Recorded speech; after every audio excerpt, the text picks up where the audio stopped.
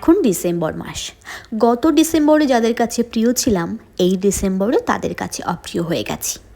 এই 12 মাসের ব্যবধানে কত মানুষ চলে গেছে জীবন থেকে। বন্ধু সংখ্যা কমতে কমতে শূন্যতে এসে দাঁড়িয়েছে। গত ডিসেম্বরে যারা সারা জীবন পাশে থাকার কথা দিয়েছিল, এবছর তাদের কাউকেই চিনি না। গত ডিসেম্বরে যারা সবচেয়ে কাছের বন্ধু ছিল, তাদের কারোর সাথেই আর যোগাযোগ নেই।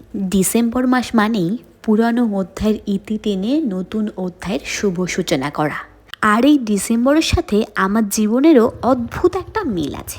পুরনো বছর পরিবর্তনের সাথে সাথে ঠিক এই সময়টা আমারও নিজের বয়সের পরিবর্তন ঘটে। কি করে হলো, কবে হলো, কখন হলো, এসব বুঝে ওঠার আগেই ক্লাস 9-এর সেই ডান পিঠের দুরন্ত চঞ্চল মেয়েটা অনেক দায়িত্ব মেশানো ভয় আর তার সাথে সামান্য একটু সাহস নিয়ে বছর 23-এ পা রাখল। শুভ দিনের সূচনা তো ভগবানকে দিয়েই করা উচিত।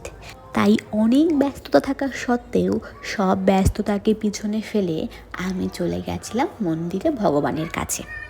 বিশ্বাসে মেলাই বস্তু, তর্কে বহুদূর। তাই আমি আমার সবটা তার উপরে ছেড়ে দিলাম। কোনটা ভালো কোনটা মন্দ সেটা বোঝার দায়িত্ব সম্পূর্ণ তার। আমি শুধু তার উপর ভরসা রেখে নিজের কাজ করে যাব।